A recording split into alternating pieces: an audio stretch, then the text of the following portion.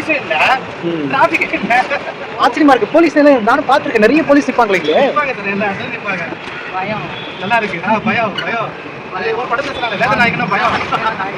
பயம் பையா அப்படின்னு. பயம் இல்ல, பயம். பயம். பயம் வந்து சார், அது உண்மையா இருக்கிறதுனால தான் ஆட்சி அவர் வந்து நல்ல தூய்மையா ஒரு நல்ல ஆட்சி கொடுக்கணும்னு கரெக்ட். அதை அவர் செயல்படுத்திட்டு இருக்காரு. இல்ல மேடம், வேலை விட்டு தூக்கிறாரு மேடம். இவர்தான் ஓஹோ. திடீர்னு கோவப்படுறாரு. பேச்சே இல்ல சார் இவருக்கு. ஆக்ஷன் தான் ஃபுல்லாவே. இல்ல ரொம்ப ஸ்மைல் தான். எதுவுமே அமைதியா இருப்பாரு. பகிரங்கமா எந்த ஒரு இதுவும் கொடுக்கறது இல்ல. நல்லா தூங்குறேன் மேடம் நானு. ஓஹோ. நீங்க சொன்னா நம்ப மாட்டீங்க மேடம். நீங்க நான் தூங்குறேன் இப்போ, நல்லா தூங்குறேன். நல்லா ஜாலியா இருக்கு. நான் எப்படி சொல்றது, சந்தோஷமா இருக்கு.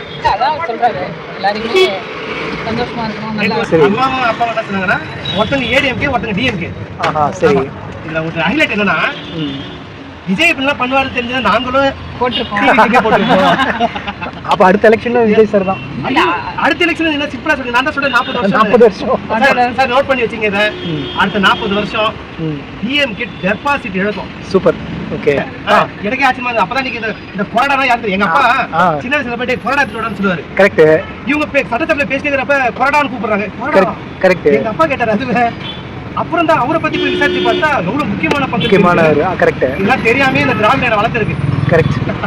அதாவது அந்த திராவிடத்துல என்ன சொல்லிருக்காங்கன்னா, அரசியல்லாம் உங்களுக்கு முடியாது, நாங்க பாத்துக்கிறோம், நீங்க அரசியலுக்குள்ள வராதீங்க, அதை நீங்க சொல்லக்கூடாது அப்படின்னு சொல்லி பிரெயின் வாஷ் பண்ணிருக்காங்க. Correct sir. நான் எனக்கு வந்து வீடு வந்து எனக்கு ஓஹோ அவங்க வெளில பேசுறா. ஓஹோ, நீங்க அரசியல் பேசுறது பாய் மூணு நம்ம சொல்லுவாங்க. அதான் அரசியலோ ஏதோ ஒரு அராஜகம் அப்படிங்கிற ஒரு எண்ணம் தான் நம்மளுக்கு எல்லாருக்குமே இருந்திருக்குது. ஐயோ அது ஒதுங்கி போகணும், பயப்படணும், இது ஏதோ 4 பேர் மட்டும்தான் செய்வாங்க, நம்மளாம் வேடிக்கை பார்க்கணும். இப்ப நம்மளும் அது உள்ள சட்டசபைக்குள்ள இருக்கோம். அது வந்து எங்களுக்கே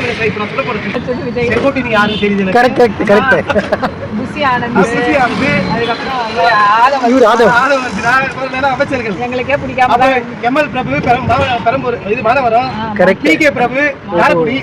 எல்லா குழந்தைங்களுக்குமே இன்ட்ரெஸ்ட் அதிகமாயிடுச்சு.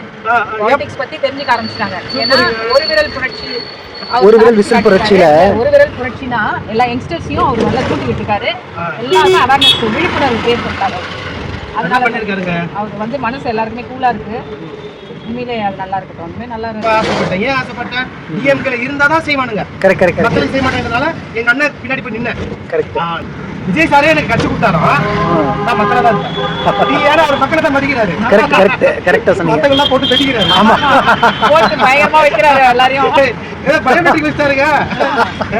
ஆன் டைம் வந்து 10 மணிக்கு 10 மணிக்கு வந்துடணும். ஓகேங்களா? இது வரைக்கும் இந்திய வரலாறுலயே ஆன் டைம்க்கு யாருமே வந்தது இல்ல. அது தலைமை செயலகத்துக்குலாம் யாருமே வரமாட்டாங்க. அவ்வளவு பாத்தீங்களா?